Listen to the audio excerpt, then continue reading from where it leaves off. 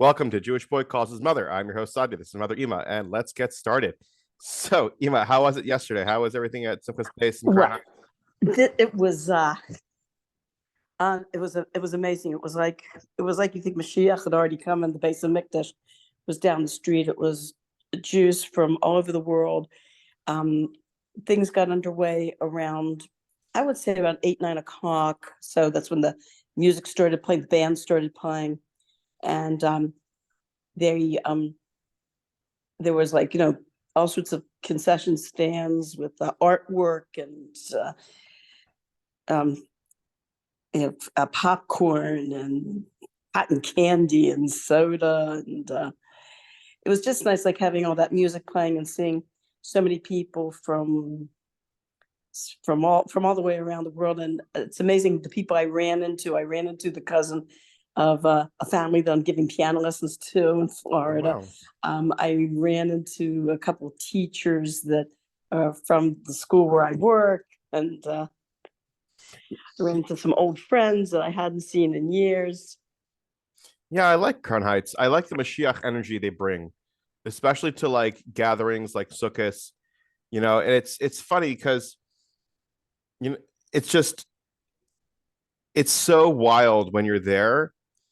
And I think of just like this Sukkot. I don't know about last Sukkot or before, but like this Sukkot, I really feel like I miss going to Crown Heights. I miss like Cholamoid being Cholamoid because it is like when once you start working, you've got to start working. Luckily, Tati was lucky enough to take time off for Cholamoid. Did he always take Cholamoid off, or was it like ever so often he was able No, to? he always took Holomoid off. Always took Cholamoid. How did he manage that when he just started a job or when he just started the state? He was like, I'm gone for a week. He did it. Jeez, because I keep on thinking about that now. Like Hmm. like maybe in a year or two, I can maybe push it and be like, okay, let's go ahead and do Cholamoid. But I just don't see how it's like viable. But like he really because I spoke with Ruthie and I spoke to a few other people where it's like their father was like working during Cholamoid, so they maybe went to Hershey Park for one day, but they really just stayed home. They didn't do that much. But I see it now also with the Chabad community here in Baltimore, where it's like, no, they just take off for Cholamoid and they get to spend time with their kids and go on trips. And what's great is it's in the middle of a week in September, so no one's waiting in line, you know? Because I was thinking of when we went to Sugarloaf Mountain as kids for a Uh-huh. few trips. I, And yes, I remember that hike very well. but the thing is, I went recently. I went in the Yeah. summer, and because Uh-huh. like the only time I have off is the same time everyone else has off, and like parking was crazy. It was constantly crowded. It wasn't the like way that I remember it, where it's like you had some time alone. You got to enjoy yourself. You know, that's Well, Sugarloaf Mountain. I remember that trip. What happened was, all of you scrambled ahead, and you started going up this rocky incline. It had to be at least a 30-degree incline, at least. It was yes. almost like rock climbing, straight up, like 90 degrees. And I had Strini with me. Strini was a baby. And I was carrying her. I said, hey, I've got the baby. So one of you, or a couple of you, came down. You took Strini from me, was a baby, and you all continued to scramble up the mountain. So I figured, okay, it's one of these hikes where you go a little bit up the side of this mountain, then it breaks into a regular trail. And I'm climbing, and I'm climbing, and I'm climbing, and it's going 20 minutes, 30 minutes, 40 minutes. And I noticed on the trees, there were these red painted markings on the trees. Now, I didn't know what that meant. I found out later. So finally, I get to the top of the mountain. It had to take, I think it was like 15 minutes later, maybe an hour later. And every few minutes I'm having to sit down and rest on a rock and then continue my climbing. I get up there, and you guys are all sitting on this huge boulder with your father standing in front of you with a camera and waiting for me so you can take the picture. And I find you see my head my face like coming up the side of the mountain there, and you all start applauding. Yeah, Ema. And so I finally was like, come on, join us for the picture. So I joined you up for the picture. Later on, we took another trail that actually was a regular hiking trail that went around and down, was a little more tame. So I came across this woman who was walking her dog there, and we got a little lost. I was asking her for directions. So she said she lives around there and she comes here every day to walk her dog. So I said, tell me something. While I was climbing up the side of this mountain, I saw these red markings on the trees. What do they mean? Her mouth flew open. Like, I said, so she says to me, you went up the path with the trees with the red markings. I said, yes. She goes, that is supposed to be the hardest trail that not even I would take. Yeah, it's funny. It was a nice trail going up. It's definitely a challenge. But I also remember going to like these Civil War spots. But what did you do during Cholamoid when you were like becoming from? Like, what did you take off? And if so, like, did you go on any trips? Trying to think, mostly Cholamoid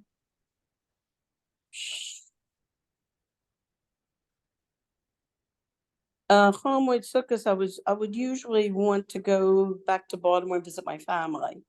Mhm. That's what I usually did. And then I went to some of the, of course, I went to the Cholamoid events that Chabad had, the Simchat Torah events that they had in Baltimore.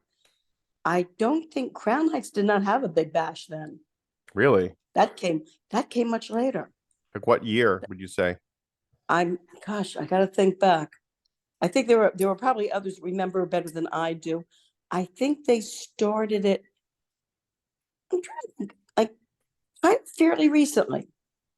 I think Really? within the past 10 years, if I'm not mistaken. That's Am I funny. wrong? You might Could be be wrong wrong. because you might be thinking 10 Yeah. years like 1990, but that's been 30 years. You know what I mean? You might be like, it might be a whole thing of like, oh, this was only 10 years ago, because 10 years ago is 2013. I'm trying to think. So I think was it around the year 2000 maybe that they actually started this all night bash?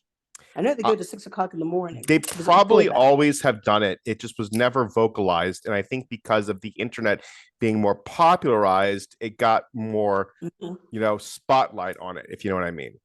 Well, I Um, liked the last one we went to. I liked very much. There was a whole variety of entertainers. This year, when we went last night yeah. to Simple Space Shueva, there was only one guy that was playing. Did you come super early, like before 9 o'clock?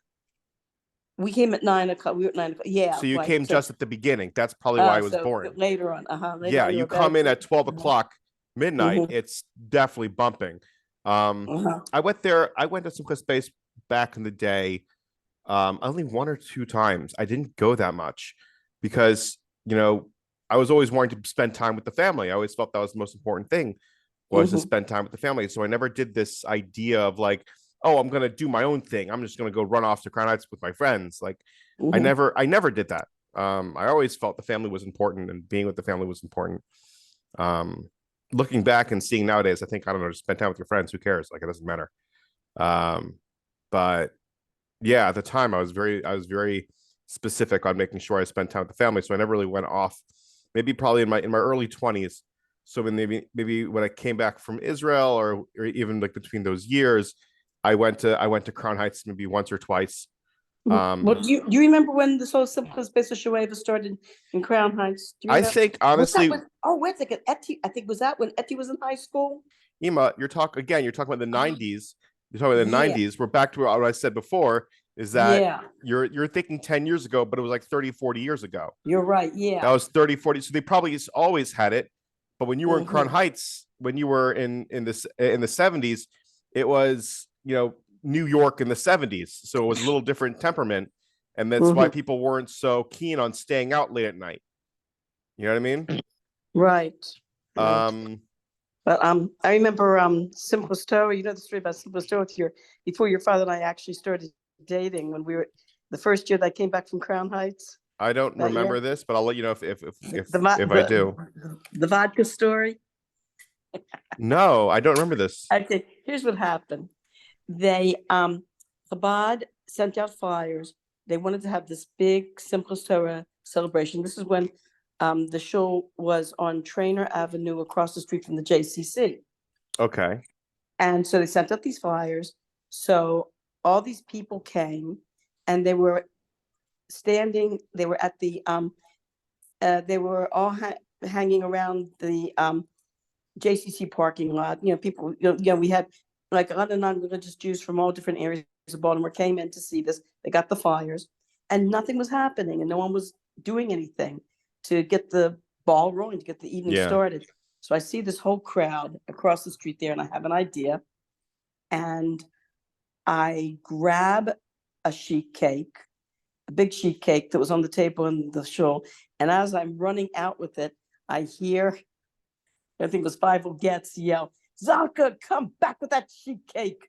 I run out the door. I set it up on a table and I grab your father. I said, we got to do something. We got to bring these people over. I said, you're going to make kiddush. And he says, I can't find any wine. All I can find is vodka. I said, you can make kiddush on vodka. Come on. Your father and I, we just knew each other from, because we grew up together in the same neighborhood. So we were friends. We weren't dating then. We were just, Oh wow, this is just before you guys even dated. Okay. That's right. Yeah, we're just like casual friends. Okay. So he always says to me, I should have known then. So he grabs the bottle of vodka and he grabs a cup, and I run across the street to where all the people are milling. And I said, okay, everybody, come here. We're going to all go to across the street to the shul, and we're going to all hear kiddush together and dance. And so I come to lead the people across the street, and there's traffic on Park Heights. So somebody, I forgot who it was, says to me, Zalka, just go in the middle of the street and stop traffic. I go out in the middle of the street, I hold up my hand, I stop the traffic, and I start directing all these people across the street. And they're walking across the street to where the cake is set up at the table there, and they're going across the street. When like the last person was across the street, I see the police come up and pull to the side. And I just run with the last person. So then I go over to the table and I say, now this young man is going to make kiddush and when you hear the end of the bracha, you all say amen. So your father made the kiddush on vodka, and I looked, I said, I looked at everybody, amen, they'll go amen. And then then everybody I started directing everybody into the shul, and then the dancing started and the singing, and I'm walking around the shul with this big sheet cake and offering people pieces of cake as they're coming in, that type of thing. Well, your father told me later on, he said he got so sick and was passed out from making kiddush on the vodka. Oh gosh, I honestly I very rarely saw Tati drink, and only saw him drunk once or twice in my life. He was a lot of fun when he was drunk. I've heard. More fun than when he was sober. Yeah, he finally would let loose, but he was always just up, whatever. Yeah, so that's funny you mentioned that. So what was your first Simchat Torah like? What was your understanding of Simchat Torah? Because I know we talked beforehand about like, you would go to the synagogue and you would have the apple with the flag, yada yada.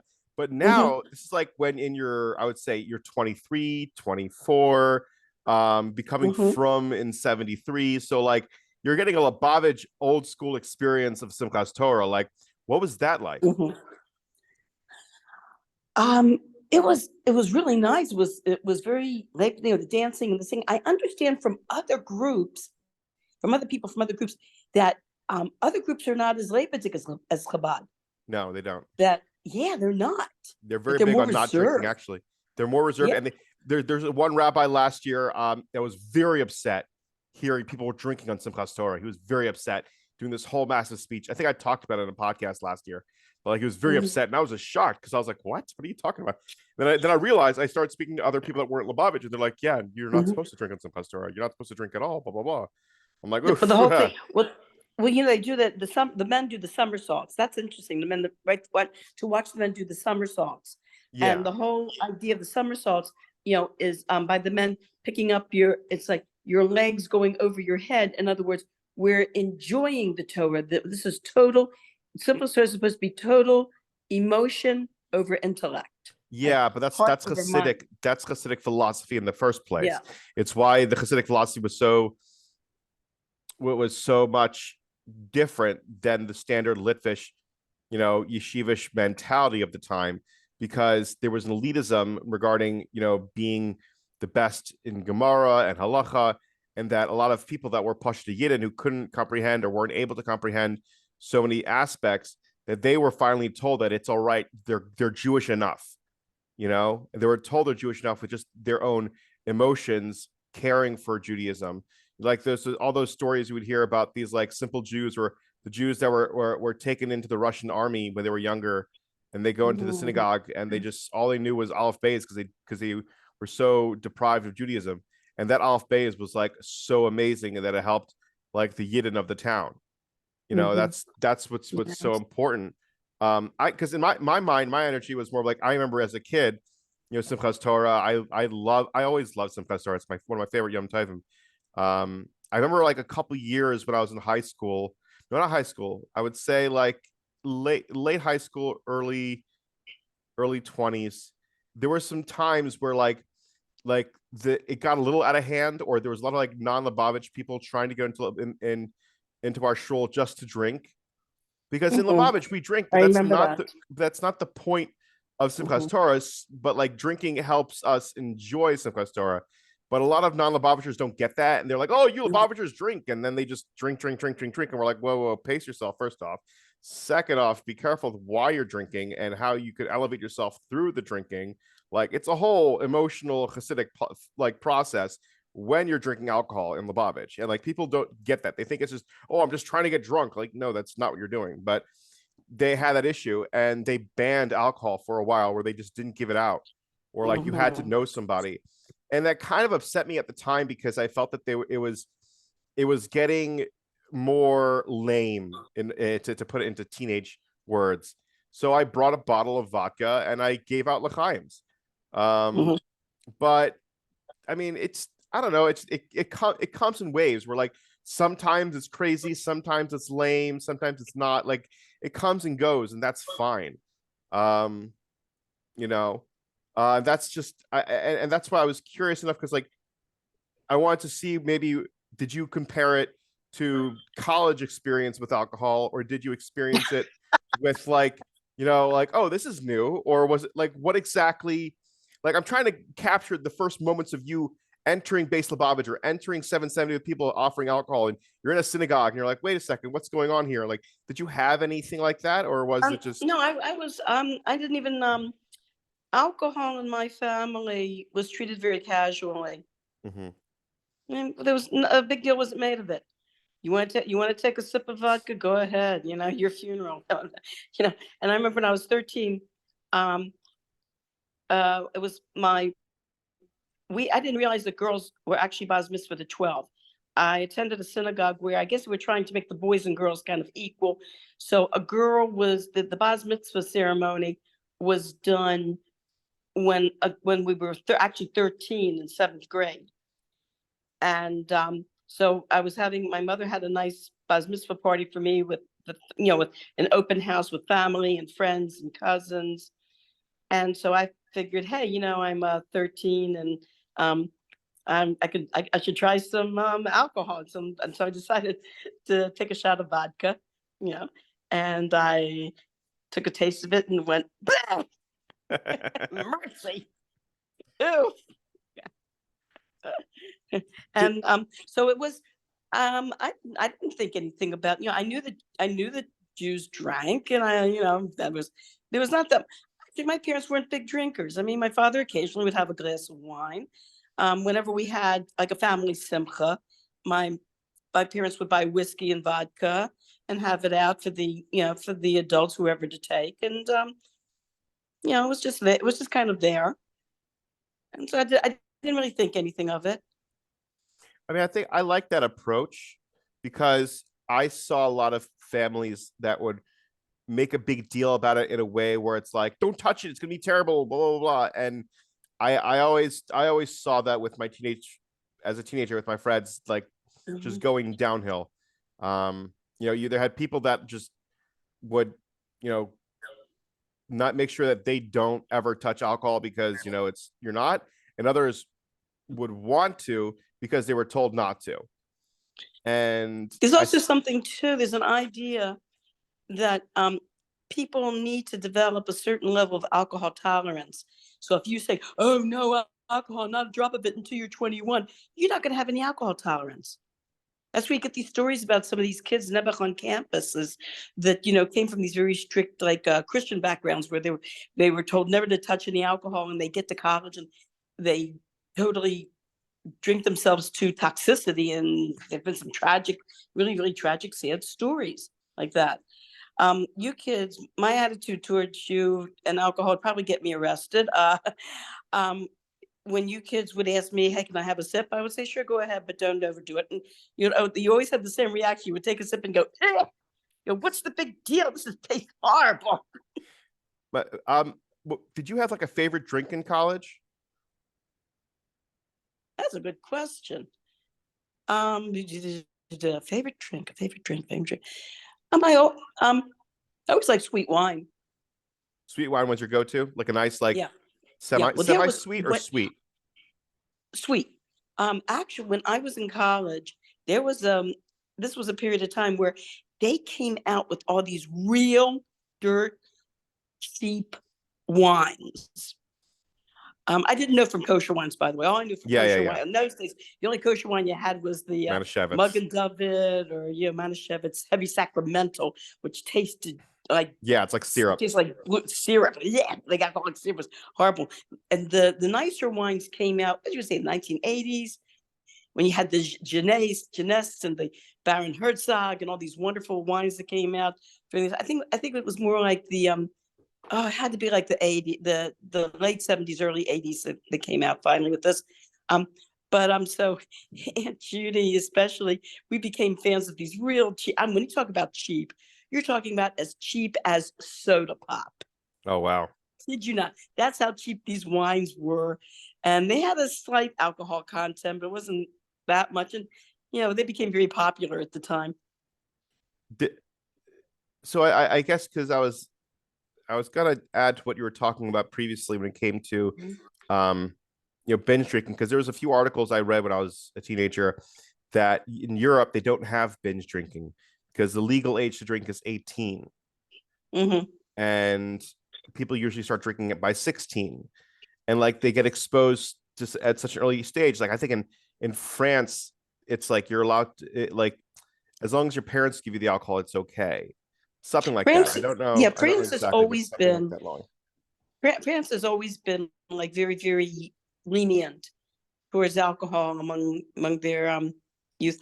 In fact, I don't know. There were talks about. I remember at one point there was an article written that many doctors were concerned that the French were too lenient about alcohol, and that you had little kids that Yeah. were actually guzzling with with the result being learning disabilities being attributed to actually guzzling alcohol at too young of an age. What was And it like? there were talks about there were talks at the time about the French government considering restrictions Mhm. on alcohol consumption because of it. What was it like drinking with your friends in your during college years, and like how that moved to drinking with your friends when you were a Balchuva you know, in the Lubavitch world? Well, by the time I was in the Lubavitch world, I was kind of past my college years. I was like 23 years old, 22, 23 years old. Um, College, well, you know how college kids are. The alcohol's there, and there's music playing, and there's, my first, I used to be invited to college parties like Hopkins. The Mhm. funny thing was that um, a lot of the Hopkins boys liked inviting the Towson girls to their party, and that in those days, undergrad Hopkins was only available to men. Okay. Yeah, girls. I think when I was in my third year of college was when they opened it up to girls, and I remember hearing this one boy from Hopkins saying to me, "Oh, he says I'm not going to date any of those girls that they're going to bring here." I said, "Why not?" He says, "Can you imagine what kind of girls are going to be able to be accepted here? I don't want to date any of those guys." I'm going, huh? And So I remember these Hopkins boys coming on campus with a car, and they wanted the Towson girls to go to some big bash that they were having at Hopkins. And one of the Hopkins boys told me that the reason that they went out of their way to invite the Towson girls is that they found the Goucher girls, which is, like the sister college, you might say, and the other Ivy League college, opposed, like juxtaposed to Hopkins was Goucher. He said they felt the Goucher girls were too spoiled. Mm. Goucher being like a very upper crust, one of the Seven Sisters, and a female Ivy League college. They liked the Towson girls because we were a little more humble, you might say, more down to earth. I understand that. Lower socioeconomic us, I don't know, whatever. I don't know. If your daddy is rich, take her out for a meal. All right. I never liked that song. Oh, I hated that song. I hated that. Because my dad was poor. What do you mean that her daddy's poor? Do as you feel. What do you do as you feel? What are you talking? Yeah. You told me many stories. That's why I sang it. So I guess what are your plans for Simchat Torah? We're gonna be not sure yet. We're still I don't know. We're still discussing them whether I should go to one place or go to another. So we're kind of in the discussion. No, but what we're doing. Oh, did I tell you the funny? Did we discuss like pre-Sukkot preparations? Oh no, go right ahead. Talk about it. Do you remember what happened was it was before Sukkot, and remember you needed the duct tape and Etta needed the rope. Oh, you're right. Yeah, that was funny. I went to Lowe's and I go over to one of the clerks there, and I said, "Excuse me, I need to buy duct tape and 50 yards of rope." And he gives me this look. And I go, "Please," I said, "I'm really not planning to kidnap anybody. I really do need the duct tape and the rope for a structure." And he looks at me like, "Okay." Well, that's why I think it's kind of funny when I went to Home Depot and they had like a whole sukkah made, and it was a whole like happy sukkahs, you know where to get your supplies. They had all like the tarp and the rope and everything else and the lattice, all that stuff like just set up there for anyone to just quickly like get a hold of and not have to sift through. I thought that was really nice. Terrific. Yeah, that was really sweet. I thought it was really sweet. Yeah. Yeah.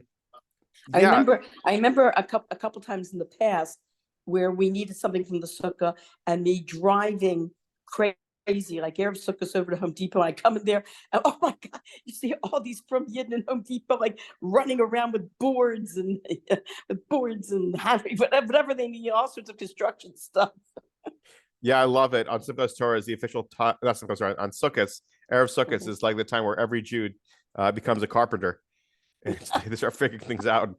I had to go into Home Depot a couple times, Erev Sukkot, to get some more supplies and clarify. Well, I remember one of the Chag HaMoed trips we went on. That most of our Chag HaMoed trips, since it was fall, were mostly like you said, historical sites and hiking.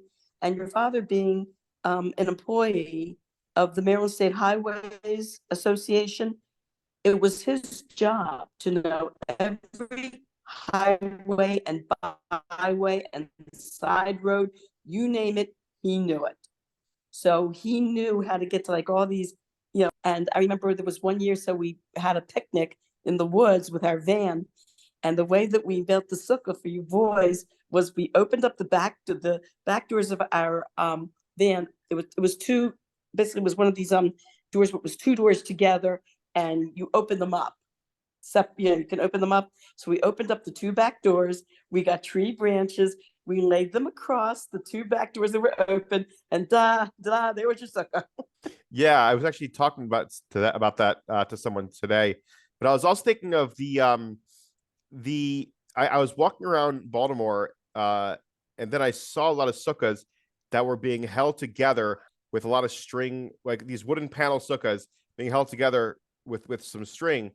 And I remember the sukkah that we had, the wooden sukkah, and it was on its last leg, and it was falling apart. And we were holding it together, and I had one of my friends from school come, and like we were trying to figure out how to engineer like hold everything together. So we had all this rope and tying it down, and like it barely held up until like the last couple of days of Sukkot, until it just totally collapsed. That's when I remember.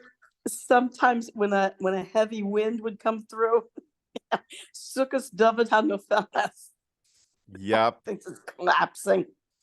Yeah. Oh gosh. And that's again that's why like it was just so I was people blame me for why the sukkah collapsed. And I'm like, it wasn't me. It was the fact that you had pieces of wood outside, not covered with any tarp, exposed to the winds and rain and sun for like 10 years or 15 years, Yes. and you expect it to be perfect. Like, no. Mhm. Um, I remember I remember in my first Sukkot in Crown Heights. That was a beautiful experience. And I was at Machon Chana, at the Sukkot of Machon Chana, and it was raining. And the raindrops are going into our chicken soup with little pieces of the pine branches, little pieces of pine branch. And actually, it tasted good. It kind of spiced it, kind of flavored it. I mean, I ate it. I thought it tasted good. yeah, I remember like And it was really that was a very special sukkahs for me. My first real sukkahs in Crown Heights. I remember I never realized how far south I really was from until in the while the after we were served the chicken. I was eating by this family in Crown Heights, and I took the jar of honey and I poured it on my chicken and started eating it. And all the New Yorkers at the table went crazy. They went, "Ew, what are you doing?" I go, um, I said, "I'm just pouring some honey on my chicken." They go, "You pour honey on chicken?" yeah, I don't see why you wouldn't put honey on chicken. Now I'm confused. They New Yorkers don't do that. Yeah, that was weird. That is a very Southern thing. Something honey on So, chicken. I didn't realize it's a very Southern thing. New Yorkers do not pour honey on chicken. You know, it's funny. Speaking of pouring honey, I was at a meal for Sukkot, and the person who was cutting, the challah and putting in the honey was like putting like doing having a whole procedure and putting one drop of honey on each individual. And then I was like, can I help you for a little bit? Do you need help? And he's like, sure. So I'm like, okay. And then I just cut the whole thing up really quickly, like sprayed a bunch of honey in it and started giving it out. I'm like, this is taking way too long. Like, I don't have the patience. But yeah. Um, I remember being a kid on Sukkot where everything was so cold. I remember wearing jackets and just bundling up. I tried talking to one guy about this. He's like, "Oh, it's always the weather. It's always warm." Blah, blah, blah. I'm like, "No, honey. No, it's not. Sukkot was freezing back in the day. Sukkot, It I Yeah. would wear a jacket. I'd have to wait like till Tati made the kiddush, and then I'd just be bundled up in my jacket and trying to eat while being like still in like a big fluffy jacket. Like it was the whole thing. Now it's like a summer day. It's not even funny. Well, it depends. It depends. This Baruch Hashem, this Sukkot has been very warm. It's been Mhm. terrifically warm. It's beautiful weather this past Sukkot. But it depends when it falls. Sometimes, like next year, Sukkot is supposed to fall. My goodness, like right in the middle of October, Oh middle end yeah. of October. Yeah. So most I would be very, I would be very surprised if next Sukkot is going to be as warm as it was this Sukkot. Maybe. Maybe. Yeah, but you never know. Sometimes, I mean, they've had warm spells in October. Yeah. It's yeah.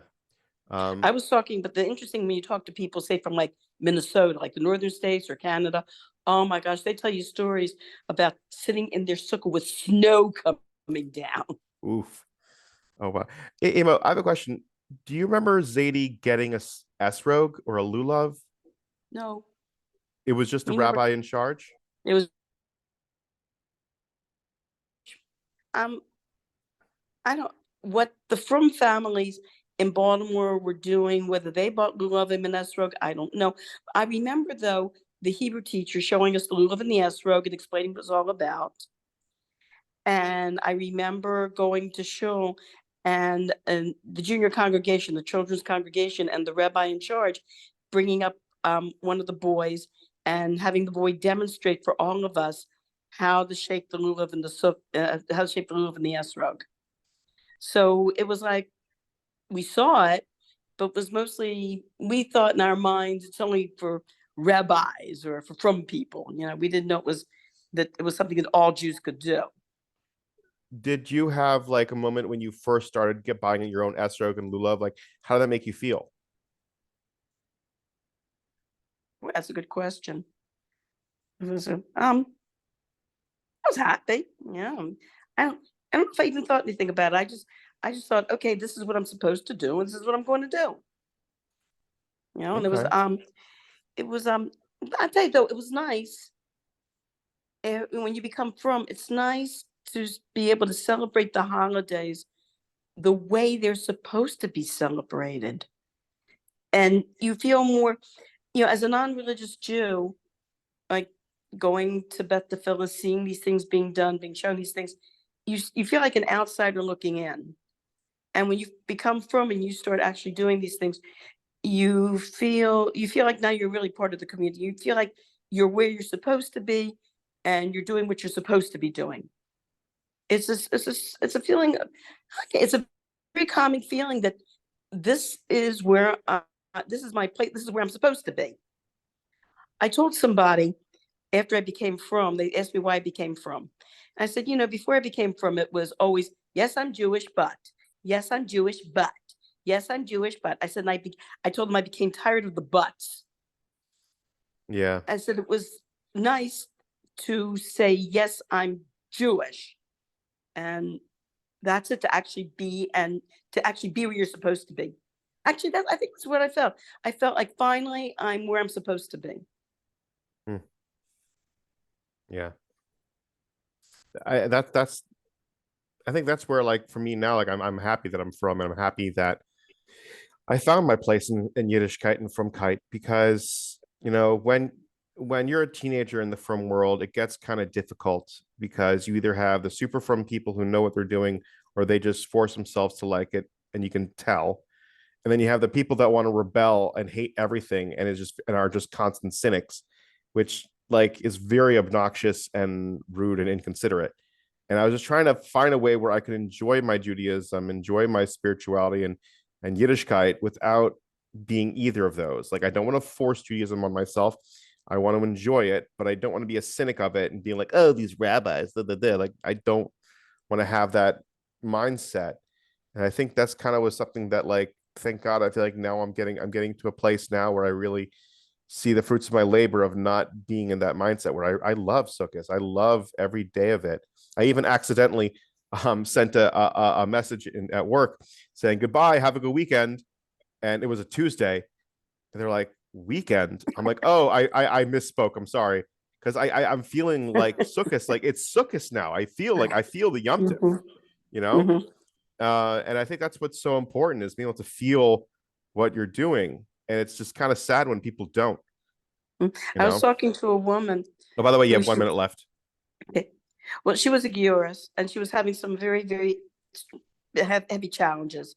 And one of the things she told me that kept her faith in Judaism was, a rabbi once told her, don't judge the religion by the people around you who are practicing it. Yeah, and I think that's what's so important, to keep that in mind, is that this is for you, and don't let somebody else who claims they're from ruin it for you. You can enjoy, like, I feel like from kite, in my opinion, is such a good flavor, that if you take it away, it's very bland and raw in a negative sense, and I that's why I enjoy it so much. But yeah, I think we're out of time, but Okay. I love you. I'll see you, God willing, maybe during the weekend. Okay. Have a great Yom Tov. All right, have a good Yantin Love you. Gimel. Love you. Bye All bye. right, bye bye. Bye.